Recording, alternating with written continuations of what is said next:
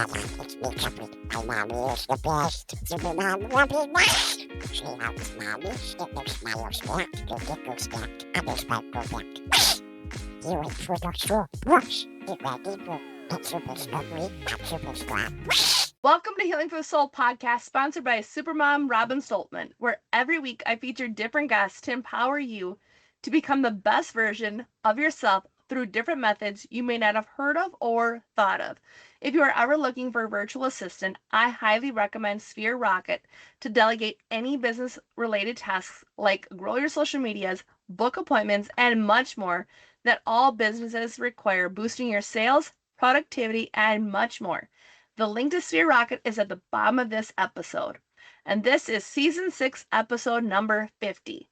And today I have my guest, Kerry Blaser, who is a mother, a shaman, and recently published author of My Inner Heroine, Exploring Feminine Pain. She grew up in Southern California and has a master's degree in East Asia Religious Studies from the University of California at Santa Barbara. She takes a multidisciplinary approach to teaching people how to transform their emotional wounds into personal wisdom. And today we are talking about her book called My Inner Heroine, Exploring Feminine Pain. Thank you so much, Kerry, for being here with our audience. That's quite the mouthful for me.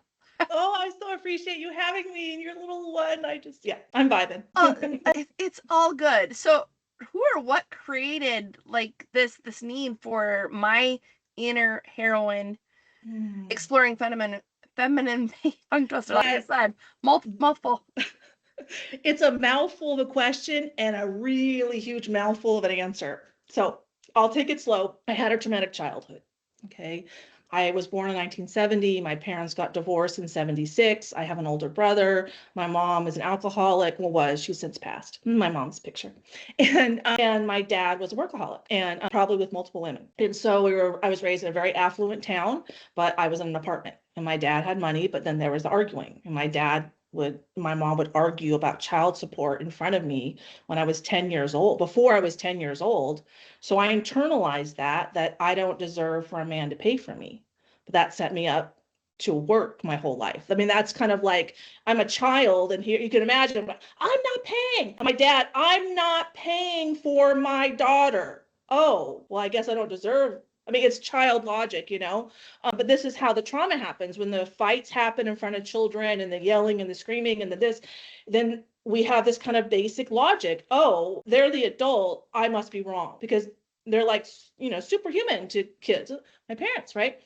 So tons of trauma. I met in my book, I talk about 6 men who I attracted into my life to mirror my wounds back to me. And I didn't know that the first 5 were leading me back to the 6th, who I know from my childhood. Like, I didn't know I was going all the way back home. But that's how it's kind of like, how people say you have layers of trauma? Those were my layers, and that all led me back to him. So he's my original hero. And so I had a traumatic childhood. I got a job at 12 and a job at 14. And then I went to college and I met my ex-husband in Tibet. He's Israeli.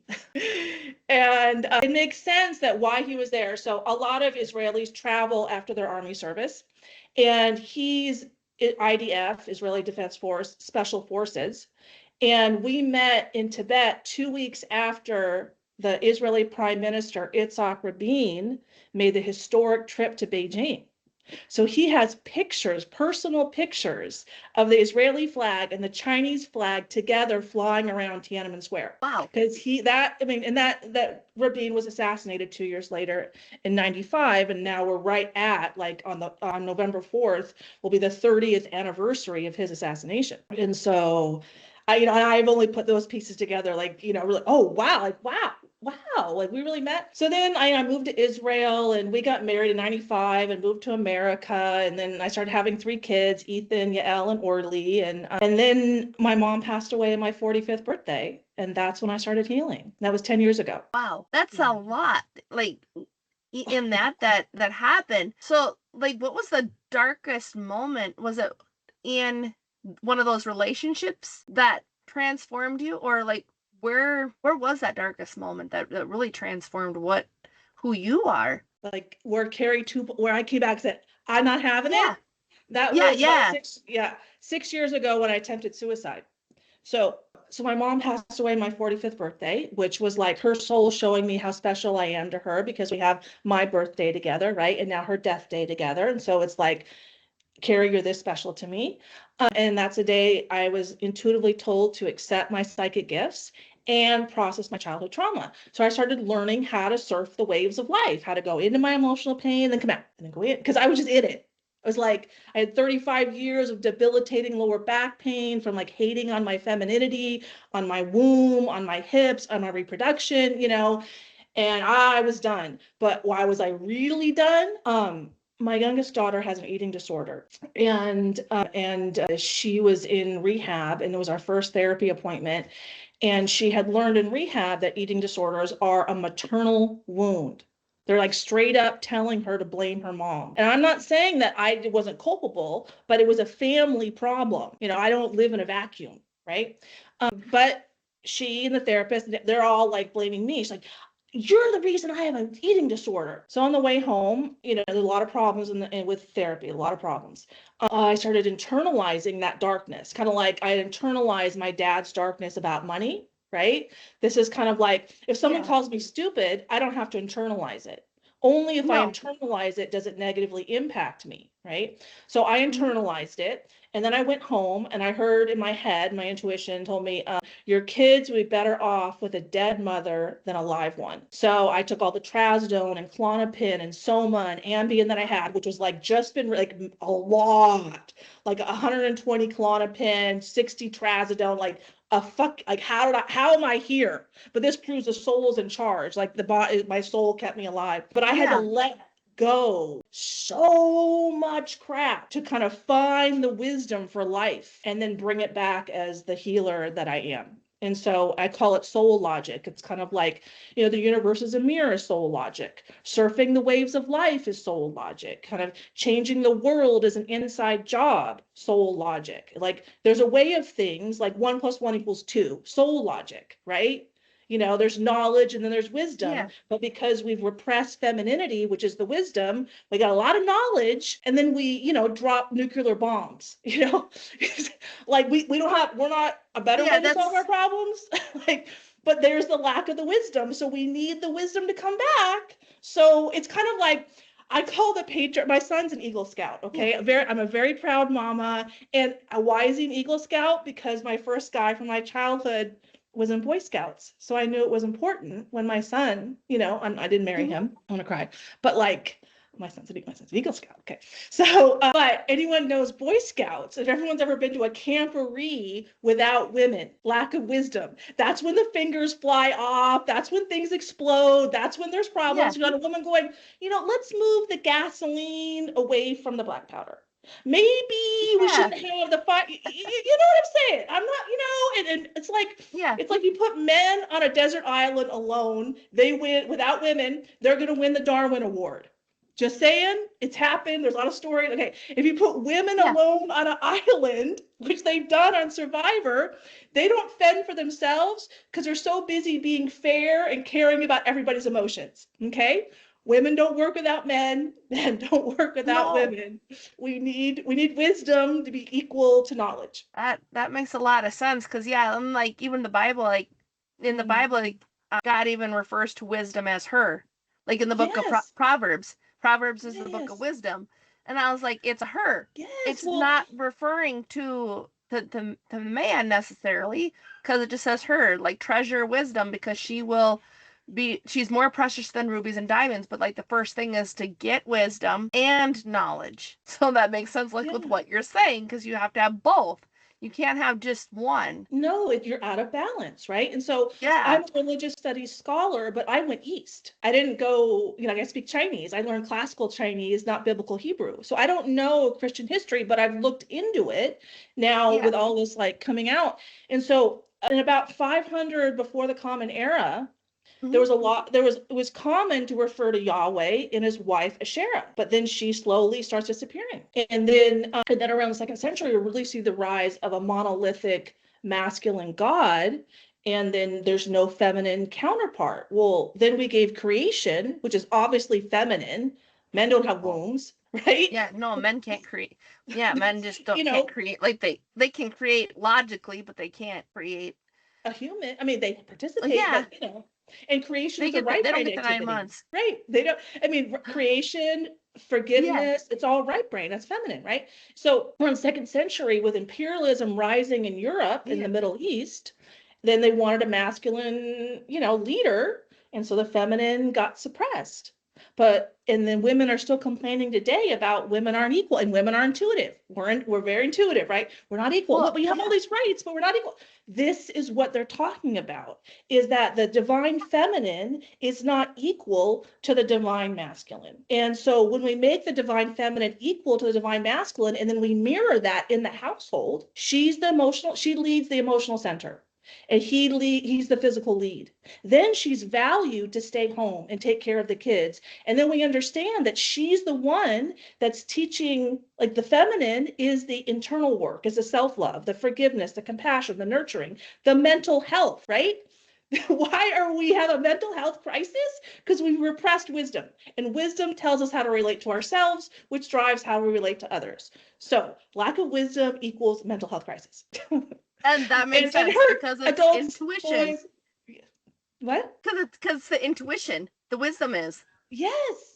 And then And we don't write it down because it's in our hearts. Like, so when I was at graduate yeah, school, and undergraduate, I studied in China and everything, and I speak Chinese really well. And the male professors can't establish close relationships with the Buddhist nuns and all their wisdom. So they wanted me to go in and learn wisdom from the nuns because they couldn't teach me that my heart has that same wisdom. So I didn't get into a PhD program, which I'm grateful for, because I started having kids. I was 27, 20, okay, let's have kids, right? And this is what I needed to see myself. Like we were talking before that we started recording, it's so amazing that how much we learn and improve and grow as adults after we have kids. Like how much yes, the kids show us, oh no, oh that, oh. That's what it's constant. like. Yes. But And necessary and helpful. well, Yeah. yeah, it is, and that's why like some people, like for me, like growing up, like close enough in age, kind of just like one generation gap, a little bit, not much, but it's like still even in that, it's like my son, for example, he called me a witch, but with a B, Mhm. and Yes. when he had said that, he only said it the one time, and then I'm like, my initial was like to react. Like I wanted to do something. Like I really Yeah. wanted just to slap him. I'm just saying. Right.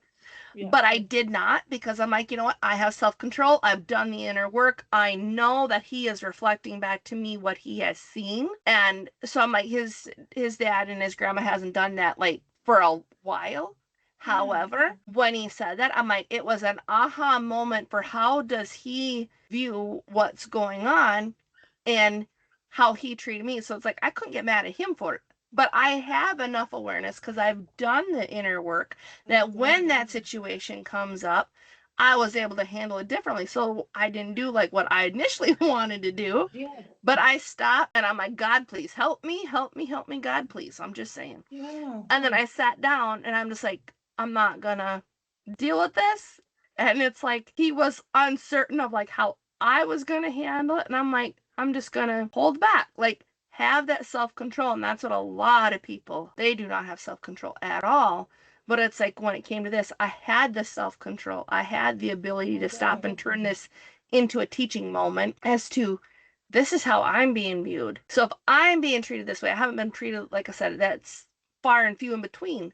But he still caught that because you said earlier about how when you were childhood trauma, you heard the fighting, you internalized it.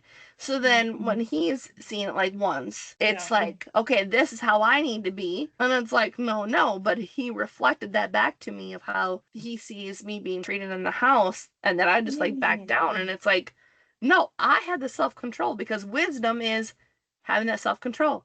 It's backing away from the situation, evaluating how do you want to do things differently. Yeah. So in that, it's like that's a great example of how like the children bring stuff up for us to see. Or, there's other instances that happens too, like when they're picking on each other and it's like, okay, seriously, we gotta keep picking on each other. But it's like, I see some of those things. Right. So then, like when you're thinking about like the childhood trauma and then like how it affects the adult when they grow up. Yeah. And then the adults lately have decided not to have children. It's like they lose that. It's not so much well, it is humility. I'm like, yeah, you get humbled real fast when you got kids. Yeah. But they teach you so many lessons. And I swear, like every kid I have, it taught me something different I didn't know that I needed help with. They're like a one big giant mirror. Like, Yeah. I swear, just hook yourself up to a mirror all day long, and they'll gladly, like, all eight. Well, I can't speak for the one that can't talk quite yet. But the others, I very much can reflect, and I'm like, okay, this is an awareness I need to work on. That's all I'm looking at it as. Like, one thing to look at what my daughter said is she was mirroring my own, Yes. I agreed with her. So I attempted suicide. It wasn't like she was saying something that wasn't also resonant in my soul. It came out between us because it was in all of us, So yeah, no, well done. I mean, when my older daughter, because I have a boy and two girls, was about 12, I called her a bitch. Wrong for me to say it, and then later on, another time, she spoke to me very disrespectfully, and I told her, you're going to walk home because of that, and then she, like, as adults do too, she triangulated with the adults in her life so that she didn't get in trouble, and they dropped her off back at my house, right? So I had no support, and now she's back in my house. So does she have to listen to me? No. She doesn't have to listen to me. I mean, and I didn't have enough kind of to re-corral her, so I just shut down. And when we've like worked through, I mean, I talk to her all the time. Yeah.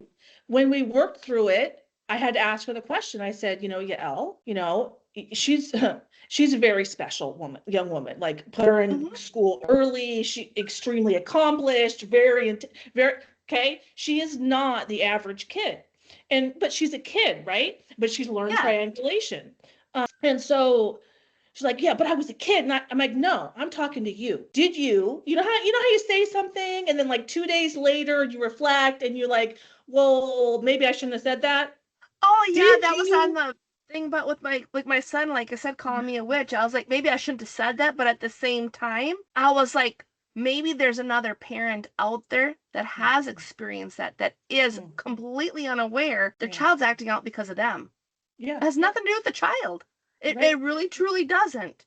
And there's people that don't want to hear that because, one, they're not ready, or they've heard it but they don't want to accept it and look in the mirror and say, you know what, I'm the reason why my child turned out the way they did. My parents are great examples of that. They don't want to sit there and admit it, but at the same time, it's like, the faster you learn to admit it, you can forgive yourself.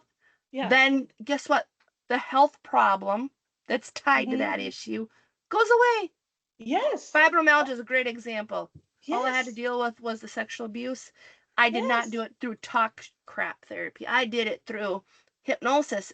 And then I'm like, oh my God. I'm like, this is amazing, because I was so happy that now I get touched all the time by kids. And it doesn't bother me at all because it went away. Yes. Our bodies mirror the wounds in our soul. Our bodies are constantly speaking to us, and it's a constant feedback loop for self-improvement. And so what I realized, so I repressed my relationship with my older daughter when she was 12. Gosh, so cute. And then, and now we're working through it. And so this was the challenge point for her to let go of the shame she had in herself, that she had spoken to her mother in such a way, which I knew was in her. I had to go gnarly with boundaries on her and no, you're going to look at that, and you're going to look, and you're going to look, and you're going to look, because she knew what she did. And she knew at the time that she was being very emotionally manipulative, but that was her modus operandum because her dad was fueling that fire. I mean, I was his narcissistic fuel. Borderline empath, whatever you want to call it. I'm masochistic. He was sadistic. and throwing all of his hate on me. And then I threw all my hate on me, and then I attempted suicide, but just so like parents understand that, our souls plan our lives based on our wounds. So no, I did not treat my daughter appropriately in that moment. Our souls planned that lesson for us to grow together because we have had a very traumatic lifetime together. I had to, like I say, if I want Mount Everest size wisdom, I have to take on Mount Everest size wounds, which I did, and my kids, there are very capable souls that help me get through so many things. And I've learned so much, and they've learned so much. And it's just, it's an amazing process being a parent. And I'm hoping, you're doing an amazing job at changing the narrative around kids. But I'm hopeful, like the past year, I've seen a lot more women are staying at home. There's a lot of jobs going away, and then companies aren't hiring women. Okay, and there's a lot more remote work. So, and then there's AI. So what I'm hopeful for is, I'm bringing my message out, and other women and men support me as we kind of restore divine feminine as equal to divine masculine, and the feminine creates and the masculine orchestrates, and we mirror that in the home. More women can stay home. It doesn't mean they can't, I barely leave my house. I don't need to. I love being at home, and I wrote a book, and I've done all these other things, and I'm on podcasts, and now we can be women out in society from home with technology, yes. Right? And so, yes. Yay. And so, that's what I'm encouraging. And I'm with my daughters, especially my older daughter, she has her forever. And that's my always and forever. And it was amazing. So she didn't know that she didn't tell me that they had started calling each other their always and forever. And then we're at coffee, and I was like, oh, but he's your always and forever. It's like, Mom, we just started saying that. That's my intuition. And we're just like girl, mom, daughter moment, and so I just want to give people hope that, watch as they have challenges with their children. As a parent, your soul's planned it. And I give my kids, if you need to take a 6-month break, take it. They're all in their 20s now, and so I need breaks, so take those breaks and just love yourself and trust the process that, over time, this is all going to resolve itself. But yeah, I didn't know, do you want to talk a little about the other guys in my book? Because we talked beforehand. Yeah, because that's what I wanted to get to too. But I'm glad that we brought up the parenting aspect of it too, because it's that's what a lot of people need is, you're gonna fail a lot as a parent. Yeah. I'm just saying, it's normal. You're going to, but it's also at that moment of where you're learning, you're growing. Yeah. Your child's growing too. That's one thing that I've learned. For example, I wanted to say too, and this may play into the one that you'd mentioned for Andrew Tate, is one thing I've noticed is how when children, they're learning different things, as a child gets more grown up, they're hitting that 15, 16 teenage years, they're not little forever. So how you treated them when they were little, teenage years are a reflection of your parenting, of how well or bad you did when they were younger.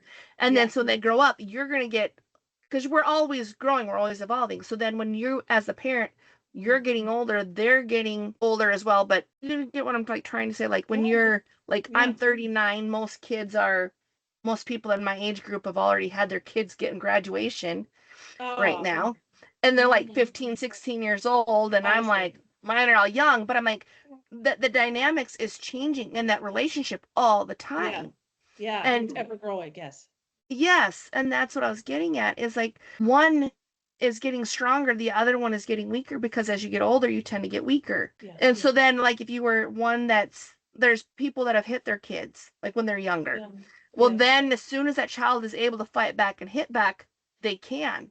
Yeah. And I think that's what parents don't understand is you're going to get back everything you poured into that child when they were younger. You get it back in the teenage years. That's just one little example.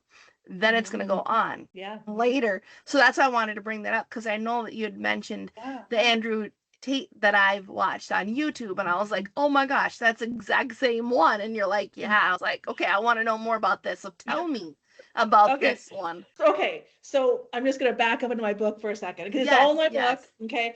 So my book, it starts 10 years ago, but within a couple of paragraphs, I quickly go to my suicide attempt because that's really when my healing took off and when I really, after my suicide attempt, when I kind of unearthed all this wisdom out of my heart.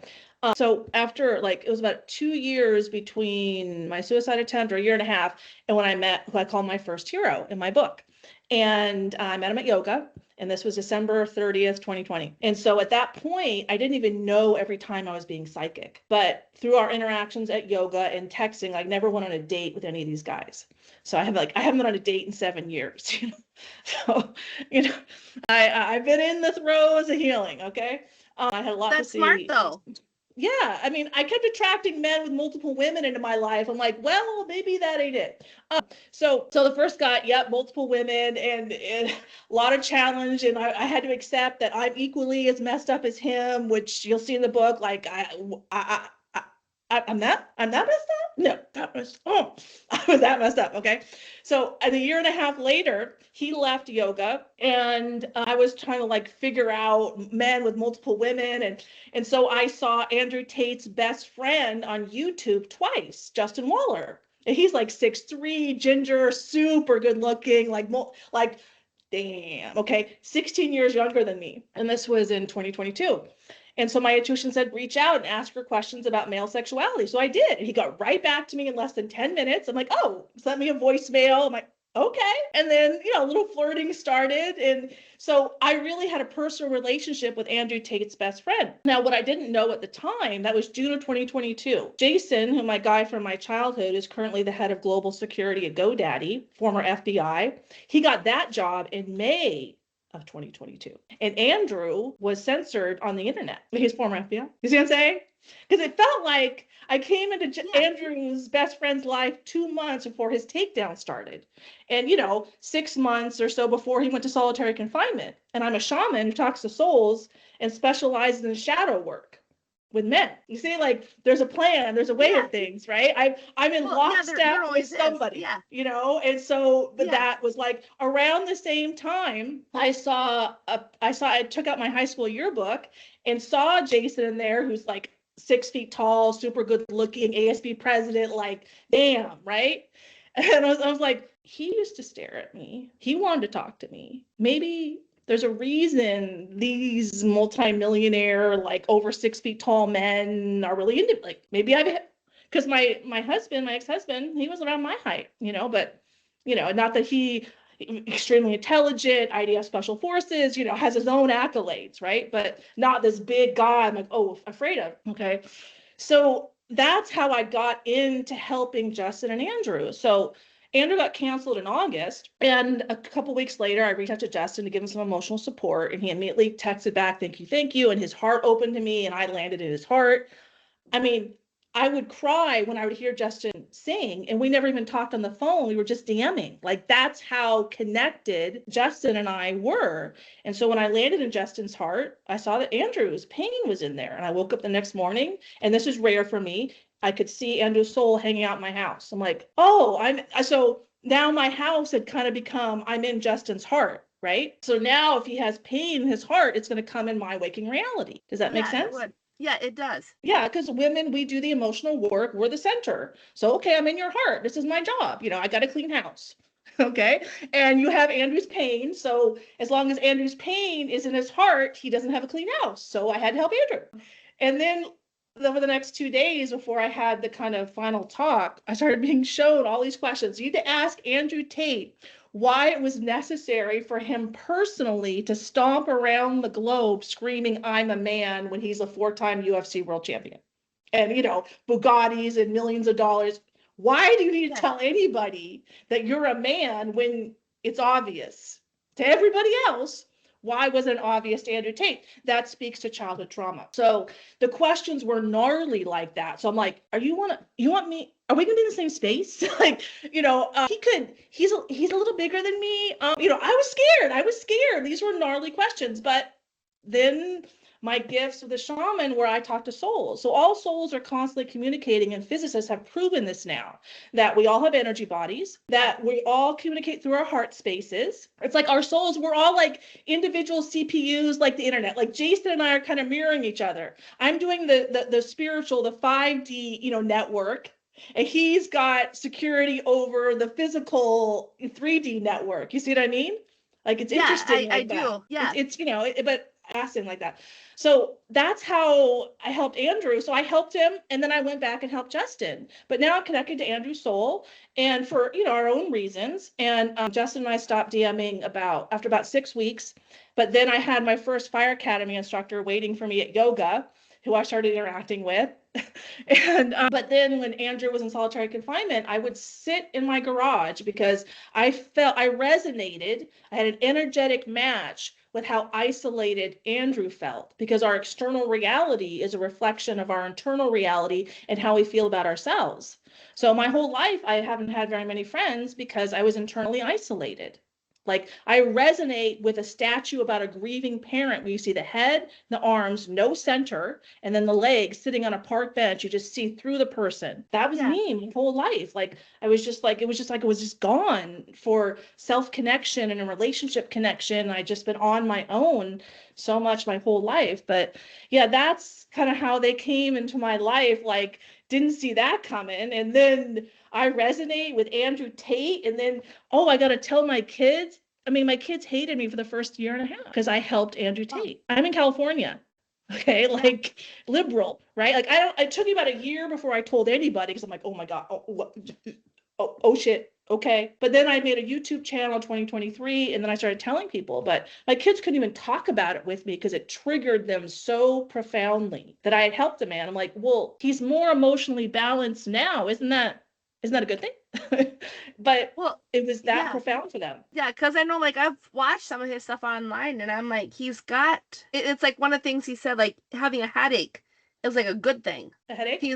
Yeah, because that's like one of the videos that I've seen, like, where he's talking like literally like a headache is a good thing. Like, be a man and just like accept, like, hey, you don't like need like the aspirin in that. You just need to be a man, accept that, hey, this is part of being a man. Like, this is the stress. Like, do something about it. And like some of his stuff, I'm like, it's right on. And at the same time, I'm like, he's also got the balls to say some stuff that most people don't want to say it, or they got to tiptoe around it. And it's at the same time, like he's got that balance now. Like you can tell that in his videos. He's a lot more balanced than he used to be. A lot. I mean, it's all me, obviously. No, I'm just kidding. But but no, I mean, I'm like, I can help balance a man who, like, his dad was a grand master at chess. Okay. So he's extremely intelligent, which you have to be as a fighter, and so physically capable to be a 4-time UFC world champion. The man knows a few things. The man knows a few things. I ain't saying, but what I see as a collective, like all of our souls, what are we working our way out of? Okay. So way I see it is, we repress healthy femininity. Feminism, while I'm not calling feminism healthy femininity, draws attention to the problem, which is we're not valuing femininity. Okay. So if we can put femininity back up there, right, next to masculinity, then men will have a healthy woman to rely on. Because you got to imagine, if the center is out of balance, then the men coming out of that center are way out of balance. Do you see what I'm saying? Like, because if we think about laws of physics, right? So when I got a hold of laws of physics explain energy, and we're energy bodies as souls, let's go, right? Help me understand, like, what's going on. So when we repressed the feminine and men, took more power, then it was like the more women you had, the more power you had. And we weren't valuing the feminine. And so, okay. And then women, we had to figure ourselves out to go, no, this is our place, right? We tried going out of the center. It doesn't work out. We're all unhealthy. Nope. We need to return to the center. A lot of women are figuring that out now. Andrew Tate helped with that. But his kind of one man, multiple women solution, which him and his friends all purport, is, historically based when men see themselves as more valuable than women. But why do men not value women? Well, women aren't kind of exposing that out of their hearts yet. We weren't ready yet to value women in this way, to give them the credit for the wisdom and men take credit for the knowledge. We weren't there yet. So we developed over all these lifetimes, all these codependent attachments between our souls. And I know Christianity says one lifetime, but it's my experience that we have multiple lifetimes, which this kind of understand this makes sense. And if you look at genetically, historically, 90% of women have procreated, but only 40% of men have procreated because men are dying in wars. Well, why are men dying in wars? Well, lack of wisdom, okay? Like lack of balance. If we all accepted that we're souls having a human experience, then, we're all divine, then we interact with each other completely. And we know that me killing your body doesn't destroy your soul. Your soul always is going to come back. So you're not resolving the issue by destroying the body. You're just acting unaware. So anyway, so now we're kind of working our way out of this one man, multiple women problem, like conundrum that we created because we don't understand ourselves. So that's why you see dating apps where all the women are after like a Justin Waller. Well, okay, he's really clear that he's never going to be monogamous. But you want monogamy, and then you go for that, and then he has you pay to come see him, and you pay to see a man, and this is healthy and balanced. Do you see? But it's all of these wounds, all this lack of awareness. Like you have so much awareness, your self-control. As women, we didn't have it yet. So what I'm hoping is that with the kind of resurgence of healthy femininity, women return home. Men become more balanced, and we embrace a healthy nuclear family, which is a bedrock of the stable society. There's tons of scientific evidence on that. And when I say a healthy nuclear family, I'm going to be clear. Like I mean a heterosexual, healthy nuclear family, because I know I'm going to get asked this question, as is, what about homosexual, bi, trans and all that? And I'm like, okay, I had to dive deep because of my kids, because of where I live. Like I have done one book signing, and it was at a romance and women's literature bookstore, which I loved. I'm like, it made me accept all my books, a love story, and but they are very strong in the LGBTQ community. So I had to, I've been left my whole life until I voted Trump last year. So I had to get right with myself. I'm like, okay, well, anything that isn't in alignment with a healthy nuclear family is a wound. Because like if you think like if a gay couple wants to have a kid, they use a surrogate. Well, now we're knowingly inflicting a primal wound on an infant for their desires. Okay, now I mean it's hard to say, and I'm not, but we hold space for wounded souls. Of course, I'm wounded. We're all wounded, and they come out in different ways. But is that like God's plan? And this, and like we're becoming? No, it's like we need the opposites to make our energy fluctuate. Fluctuating energy is a live energy. No opposites, no energy fluctuation, no life. And so that makes sense.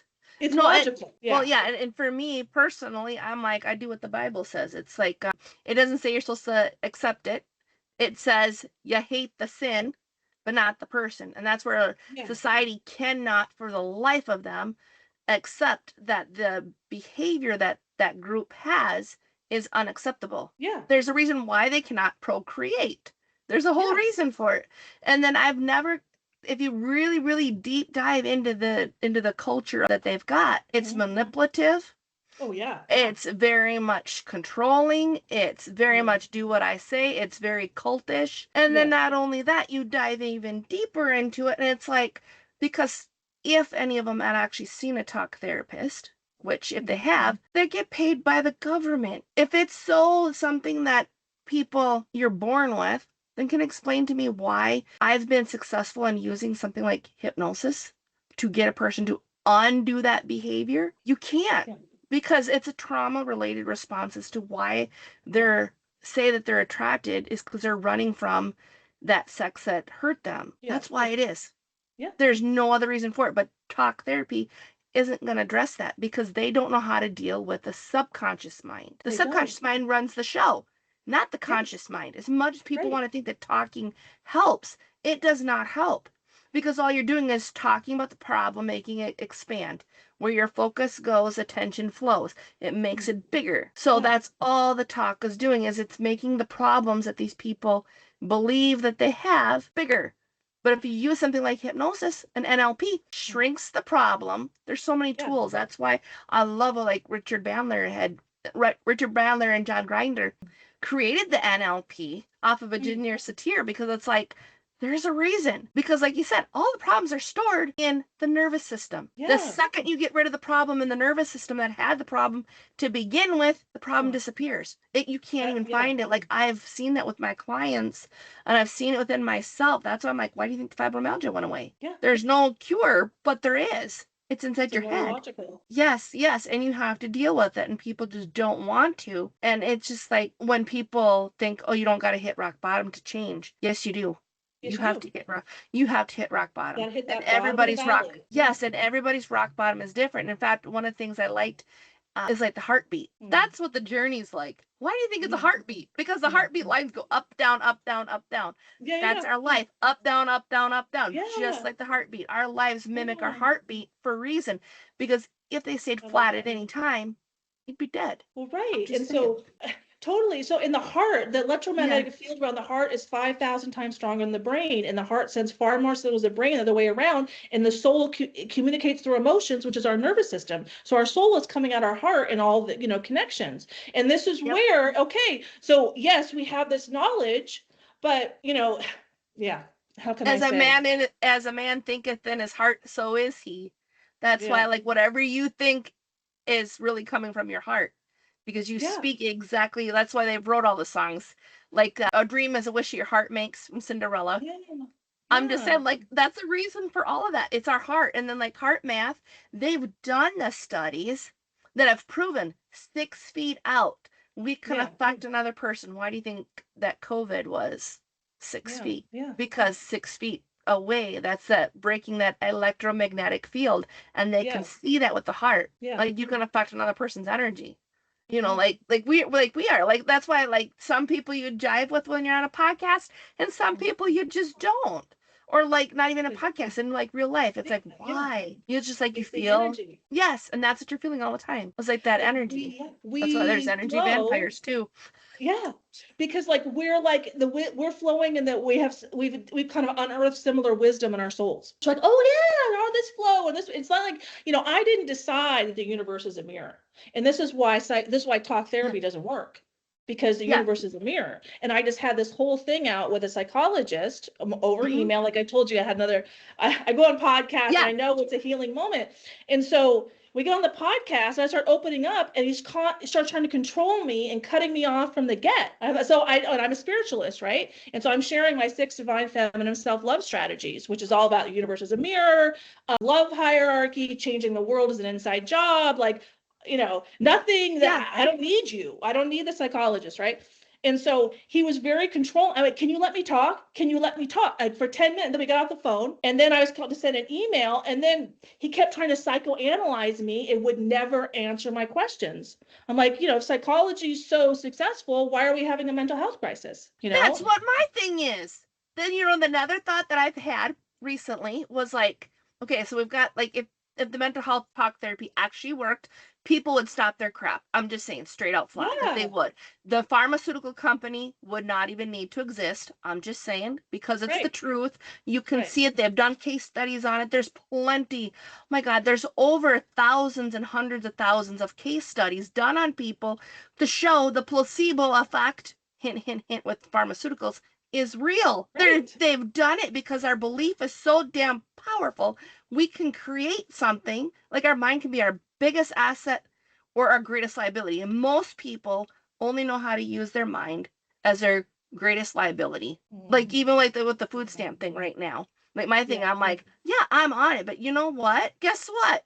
Here's what I'm looking at it as. I'm looking at it as, this is a huge opportunity to use all the tools that I've taught, all the things that I know about me, using all the things that I'm like pre-planned for success, because there's a lot of whiners and complainers and people that hate rich people and all this stuff. I'm like, you know why the rich people get rich? Is one reason, because they know how to use money and the poor people don't.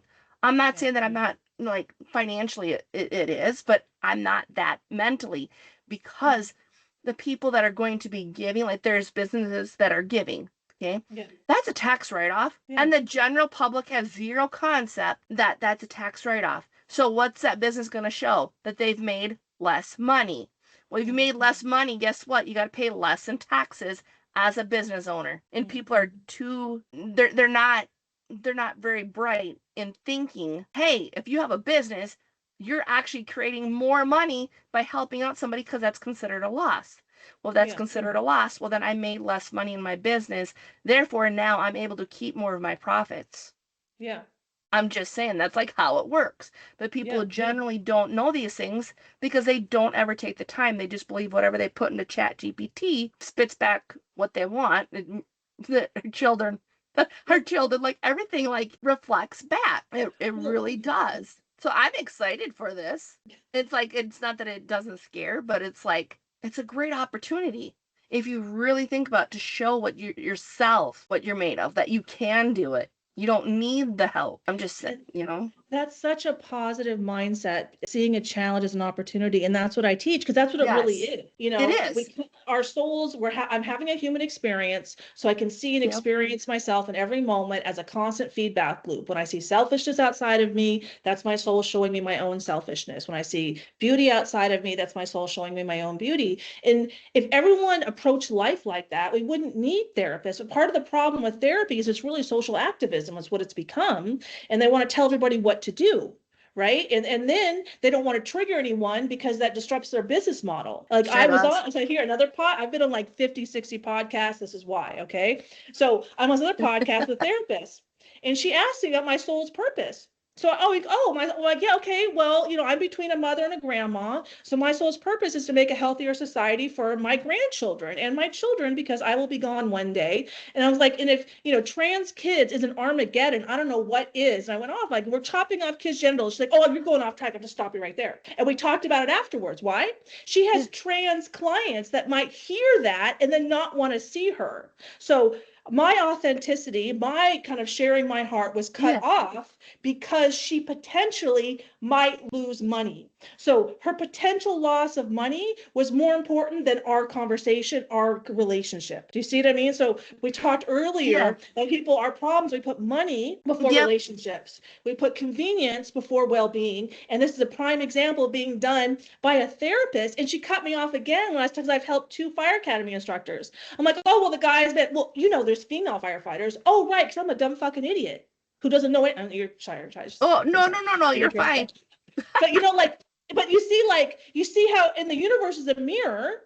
So those were her own insecurities being projected onto me. And then she was trying to hold me responsible to her insecurities. And she's the therapist?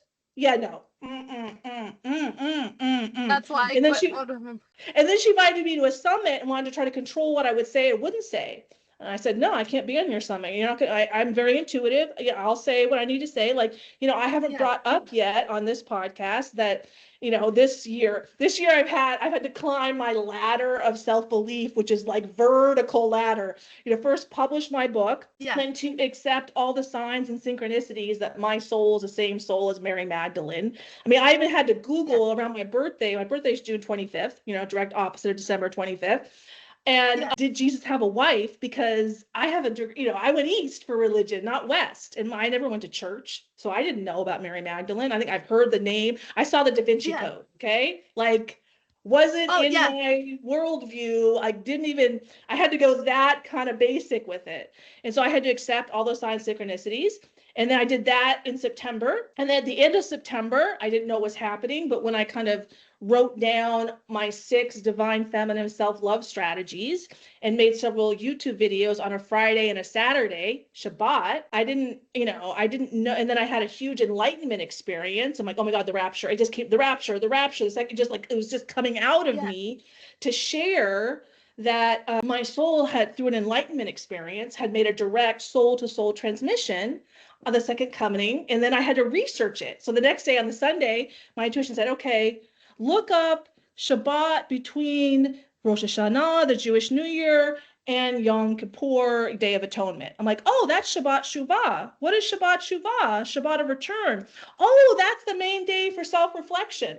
And that's the day that I made a video the first time of my 6 divine feminine self-love strategies, which is all self-reflection. So it's just like my souls, I was saying our souls have a plan, right? So, Yeah. and I had learned through my own enlightenment experience from the year before, because I had an enlightenment experience, but I didn't know what it was because didn't learn in master's program, because they sure as heck weren't teaching me. I had to figure out that enlightenment is an emotion, and they're Buddhists are mostly men. You guys are claiming an emotion. We could talk about that too. So I had to figure it out. And I went to Dr. David R. Hawkins, who has the map of consciousness, where he measured that we have an energy bodies. Yeah. And that when we feel shame, our soul emits 20 hertz. Fear is like 80 hertz. Love is 500 hertz. Enlightenment is 700 to 1,000 hertz. I mean, I lost 12 pounds in 3 days. The first time I experienced enlightenment, goes like for 3 days. Like that's how much energy I was, processing. So I had to learn that when we experience enlightenment, our souls open up attractor energy cells to influence all of mankind. And that's how, when someone experiences enlightenment, people usually want to know, oh, what did you learn? Right? This is where this kind of energetic resonance comes from, because when I open my heart, because we're all connected, then it helps everyone else open their hearts. So every time I experience enlightenment, it benefits me, and it unveils more wisdom to the collective. But that's not just true for me, that's every single soul. So this is why changing the world is an inside job. Because when you have wounds, you don't understand that Jews are attracting all this hate into their lives because they hate themselves. You don't understand that Islamists are also attracting all this hate into their lives because they hate themselves. Now, the question is why? And to help them hold up the mirror to themselves. Like, why does the whole world, there's so much anti-Semitism now, need to reflect self-hate back to Jews? Well, I got a Sephardic Jewish last name. I met my ex-husband in Tibet, right? I've lived in Israel, and Bazoglu is a Sephardic Jewish last name. They've been discriminated against by the Jews, by the Orthodox Jews and like the Ashkenazi Jews. Okay. That's one kind of internal strife in Israel. Yitzhak Rabin reveals another internal strife between the Orthodox Jews and the secular Jews. Secular Jews fight in the war. Orthodox Jews don't go to the Israeli Defense Force. They stay home and pray. I'm like, that's women's work. I'm serious. So if we look at Israel, they have a lot of internal strife, a lot. So that speaks to self-hate, right? Then you look at their external reality. Their external reality in their own country is a lot of strife. And then you look at what's coming in is even more strife. What are they healing through? Okay, so like I wrote, so I had the experience on Shabbat Shuvah, Shabbat of Return. That's the second coming. I started doing the research, right, into Shabbat Shuvah. And then also that's when I learned that was it Jeremiah 31:33 and Hebrews 8:10. I'm not I don't know the Bible. I've just done research recently that there's prophecies that the Messiah would come in September of 2025, Hebrew year 5786. Not going to know when or where. There's no prophecy for Shabbat Shuvah, Shabbat of Return, right? And there's also prophecy, a covenant written on our hearts, bypassing scripture. You see? So like as an enlightenment experience, this is the value of femininity, to the value what wisdom brings peace.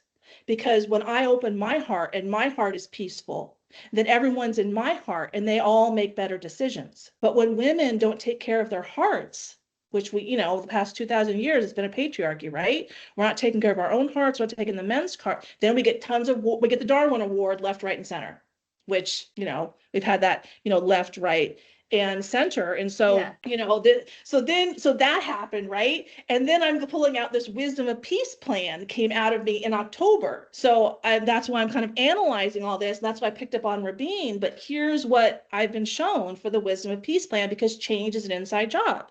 Each of us has to recalibrate our nervous system with self-love and not self-hate. So we attract loving, compassionate, enlightening experiences into our lives, as opposed to what Israel's doing right now, which is the self-hate experiences. But then I got to reflect, okay, well, I've already accepted that my soul is the same soul as Mary Magdalene. I've already accepted the second coming, people can agree or not, happened at the end of September. And now I'm on this wisdom of peace plan, and I'm being shown that the Jews call themselves a chosen people. What were they chosen to do? Were they chosen to lead us to create heaven on earth? Were they chosen? And I'm asking that question to Jews. What were you chosen for? Okay, I'm going to give you a potential thing, an opportunity for growth. The Jews need to lead us through healing, and by them doing it first, admitting that all of their self-hate, and we can get into what that potentially is driving their kind of internal and external challenges. Okay, so then I had to start asking questions about the crucifixion, right? Because that brings Mary of Magdalene and Jesus Christ together. Yeah, it brings all of it. Yeah. It brings, all of this up, now at the time of self-reflection for Jews when they were Jewish, right? So it makes sense. There's all this coming out now. So I had to ask, we talk about, we attract experiences into our lives to see ourselves, right? And for self-improvement purposes. So like kids, self-improvement, right? So I had to ask. Fly. It's in Hebrew, you call it nudnik. Nudnik is like annoying. Nudnik. Why did Jesus attract the crucifixion, in front of his pregnant wife on Shabbat? And Shabbat is when you honor the feminine to see and understand himself. Why would a man, you know what I'm saying? Like, let's look at it like if Jesus, why did Jesus need the crucifixion? To see himself. He's a person, he's a soul, he's got wounds. I know I'm kind of going out of the Christian narrative, but I hope I'm not being disrespectful. No, you're fine. It's just like I'm not familiar like outside of that. So no, you're fine, because I know we all have our different beliefs on that part of it. But I mean, like the Bible also doesn't, like one of the things, for example, like when you talked about like we know energy doesn't die. But there's like some things that the Bible does not, like it alludes to, for example, of not reincarnation. I believed it as a child, and I'm like, I don't know. Anyway, like it alludes that like we're not, like our souls, they keep living, like we've lived past lives. Yeah. And so it's like the Bible, it kind of alludes that, because like John the Baptist and then like Jesus, and it's like some of this stuff that I've been reading, I've been figuring out, I'm like, it doesn't really fully explain. But it's like, how can we explain, like, for example, little kids remember being killed in the World Trade Center? So that's why I said it's fine, because I understand, like, we can't explain this stuff. We just can't. There's no way to explain it. That's why I'm like, why does past lives work when you do it with hypnosis? Right. It's like literally like, why do these, they know medically, they've done the case studies. Why does it work? And it's like, we don't know why. So you're fine on that. I'm just saying, like, the Bible leaves it at like, we don't really know, like what we know is that he was here. We know why he was crucified, was to pay for our sins. But then it's like, it doesn't really explain. That's where the Da Vinci Code, like, kind of like threw all these things in here, like the questionable variables of like, I don't know, but we do know that there's a rapture coming. Like the Bible's got that laid out clear, and we are in it, but there's no set date time. We don't know when it's coming, but we do know that there's going to be people, I think if I remember, there's going to be like 3, I think, false prophets that were coming before Jesus himself came back. And it's like, if you look at the world, it's so full of anger, full of hate, and like the self-hate, like what you said, that's what we are, that's what they're attracting. And it's like, why, like Hitler as an example, why was it okay when he was doing the socialism, but now it's okay out in California, New York, Minnesota? I'm just saying, like, it's the cognitive dissonance. Yes, and people don't see that it's exact same thing. Socialism is not good. It's communism. Communism is very, very bad. I think it was like in the 60s or the 70s. I can't remember. I just know it's before I was born. And millions have been killed from communism. Like, I have master's degree in Chinese. So I studied Chinese history. Like millions and millions are killed. Like, look at Cuba. Like, they don't have much food.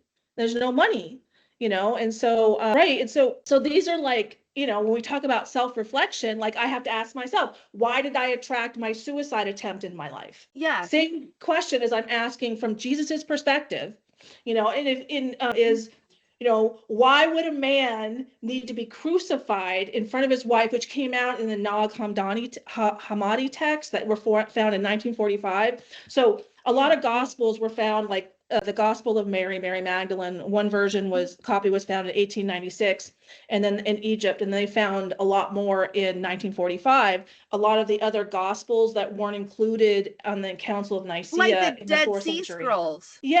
Where things were excluded. Like we talked about, why did they start repressing the feminine and creating a masculine only God? All of these texts are, expressing this, like you don't need a church, that you don't need an institution. Well, if you don't need a church and institution, then there goes the control structure. There goes the yeah, 100%. indoctrination. And I'm saying, churches have done good things, of course they have, but you can also look at what did early Christians teach and Gnostics teach, as opposed to, or the Ethiopian Bible or the Orthodox Bible. There's a lot of different versions, but this is why I'm asking that. It's a self-reflection that how do I dive into my subconscious without a therapy session to kind of get me going in the right direction? And so we could ask that, why at the time was he supposed to be, valid? Because he was killed on a Friday evening, right? That's Shabbat in Judaism. That's the woman of valor poem. That's the Shinikah. That's the feminine. Why did they choose to kill him when he would be honoring his wife? And I know, like Chris says, that he's, but there's a lot of reasons why that narrative changed. And so, that's the question I ask, and that's a question I want Jews to get to the bottom of, because he was revealing a lot of problems, financial problems in the temple. Jews were. Oh yeah, he flipped over tables. He'd get mad because you're making it into robber's den. Yeah. And so, and so then we kind of have problems with ruling class Jews killing their own Messiah. Do Jews have a wound that they killed their own Messiah? They're putting money before relationship. That's one question I have. Because, and I'm Buzoglo. Well, yeah, you look at how many people value their jobs and say they don't got love of money. Bullshit. You do too. I'm just saying. If you love money more than your health, more than your family, because a job's more important, I get that it puts food on the table. I get that 100%. But that's where the love of money is. That's really loving money more than yourself and more than people. Because if it was flipped, you'd be, I care more about my family than about this job. I care more about myself than showing up to work sick. And that's COVID. Oh my gosh. That didn't teach people anything for very long at all whatsoever. Because people are like, oh, I won't go to work because I'm sick. Well, now they go to work sick. That didn't show anybody anything at all whatsoever. I'm just saying on that aspect, they were valuing themselves, and then all of a sudden they're like, oh, this is like lame. I can't do this. Too much work. I'm just saying, like, that's what it felt like. As a collective. So this is kind of like, the wisdom of peace. I'm trying to get the Jews to self-reflect on why they've attracted so much hate into their lives, which we all know it's a tremendous amount of hate. Then you kind of move over to the Americans. Weird. Yeah, but that is, they are attracted, since we're souls having a human experience, they are doing it to themselves. So they got to figure it out so it can stop. So this whole two-state solution is never going to work. Why is it never going to work? Because in the Islamic text, it says all Jews have to be killed so their Messiah will return. Well, that's a terrorist organization. That's not a religion. Like, let's all be honest with ourselves, okay? But Islam, saying they have been living with the Jews for almost, thousands and thousands of years, they probably have a point about why they hate them, like if the Jews participated in killing Jesus, what else have they done? Like the Jews are not innocent here, is what I'm saying. No, well, yeah, that makes sense. Like on certain things, like I haven't even thought this far at all. Like, but it does bring a lot of good points, because like World War II, that was all about Hitler and taking out the Jews. But he had his own issues with Jews because his mother's doctor was a Jew. And his mother died when he was like 9, I think, if I remember right. That's why I'm like, I love to study people. I'm just saying, like, if you study not just the psychopaths, but if you study like the successful people in business, even, because that's where I've mostly studied is the people in business. It's like they've all got that certain points, and that's why I bring up like about Hitler, is because it's like he like how I always wanted to know like how he was able to control a country. Like, how did he do it? COVID. That's a great example. You made one party feel superior than the other. The ones that were vaccinated, they were the ones that were the right ones. They were the ones that were all that in a bag of chips. They were the ones that could go do things. It's no different than the sneeches with stars on their bellies and the sneeches without the stars on their bellies. And now we're some sneeches with belly stars and some of us without bellies. Some of us with stars and some not. And it's like, it's just funny, but it's like history's repeating itself consistently. And totally. That's why I'm like, people just, it's just amazing. Like, one of those episodes that is so extremely deep that you gotta like listen to it like probably like another 2 to 3 times just to really get into like the nuts and bolts of like, oh my gosh, like this is. I appreciate your ability to go deep. You've done so much work on yourself. So you're, very Christian, and I'm over here saying, I have a lot of signs of synchronicities that I'm Mary Magdalene's soul and that Jesus Christ over there, and you're open to it. Like, thank you. Like, You're a soul, I'm a soul, you're a mom, I'm a mom. And whether you agree with the signs or not, like really doesn't matter, because we're both here to figure out how to love ourselves, love our family, love our community, and create, like, this is the way I see it, is that, physically, Earth is heaven. Like, I live on the beach in Southern California. Like, if California's in heaven, like, I don't know what I'm talking about, or the image behind you. But what's hell on earth are our relationships, starting with our relationship and ourselves, And so what I see happening is, slowly but surely, as souls having a human experience that are reincarnating, is that we are going to create heaven on earth together, and that this is heaven. And when we accept that we're souls having a human experience, and that our only problem is that we do not know how to operate our souls, through self-reflection, through hypnosis, through self-care, through, the true self-love. I'm going to go on vacation and tell everybody. That's not self-love. No, and neither is getting your hair and nails and all that done. It's doing the actual real work. That's why, another reason why the rich people keep getting rich is because they've done the actual real. And when you've done the actual real work, it's like you said, it's like that enlightened being of, like, you're aware that energy, like, you're what you want.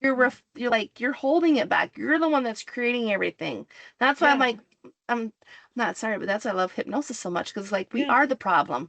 We're the ones that created it. It was our beliefs that we picked up from other people. Yeah. Like my dad or my kid. Yeah. So that's the only problem.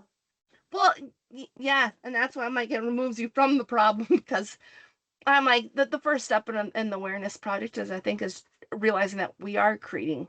Like, we're the ones that are creating. Like, we're constantly creating. So what's the best way for our audience to get in contact with you? Okay, so I have a website, kerryblaser.com, and I see people by donation only. And so please, if you want to have a 2-hour session, we do meditation, we do drumming. I'll teach you self-reflection techniques, and we'll talk.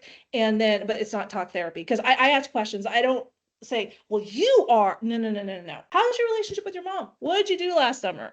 How's your relationship with your son? Another really amazing technique that I just learned through, like, an Instagram post, it's Carl Jung, and he's all over my book, is to hold a picture, is to look at a picture of yourself for like 10 minutes and just write down everything that comes up for you. And I promise it'll be a lot of negative. And that just gives you a laundry list of things to work on, and you don't need a therapist for that. So there's some tips. Well, that and the energy is stored in the picture. Yeah. I had somebody on my podcast a while ago, about 3-4 years ago, and they had said that about, like, all they need is a picture, like, your picture holds energy. And I'm like, no. But the more work I've done, I'm like, oh my. Like, the universe is a mirror. So I recommend looking at the same picture for like a year and see how that picture changes, in your perception over time. Because, like, I look at a picture of Jason and I was like, why is he upset? Oh, he's happy today. Oh, it's the same picture, but it changes because my perception of him changes. Do you see what I mean? It's a fascinating. Maxwell Maltz. I'm trying to remember. Maxwell Maltz said, you will never outperform your self-identity, or your own, it's not the self-identity, it's your own self-worth or something. I'm trying to remember, but, like, I know the quote, and I'm purposely not there. Self-limiting beliefs or something, like, you never outgrow. You'll never outperform your own self-image, is what it is. Maxwell Maltz. Yes. Because the self-image is made up of the self-identity, and then it's made up of your self-belief. Yeah. That's how you create your identity. Yeah, I love it. So, no, it's, Anyway, so they can get a hold of you at your website. My website, and then my book's on Amazon, My Inner Heroine, Exploring Feminine Pain, and I'm writing a second book, My Inner Heroine, Unveiling My Soul, where I'm going to share all of this, like, Mary Magdalene's Soul, the Second Coming, the Wisdom of Peace Plan, and all the history around my last name being Buzoglu and the Israeli infighting. And so, kind of the picture of, here we are, let's heal. Awesome. Yeah, thank you. As always, I just want to thank you for your time and energy while listening to today's episode of Healing for the Soul podcast. Be sure to like, share, comment, and subscribe to Healing for the Soul podcast wherever you get your downloads, you're listening to your podcasts, and keep coming back for more episodes. Thank you, everyone, for your time and your energy while listening to today's episode of Healing for the Soul podcast, which also can be found on YouTube.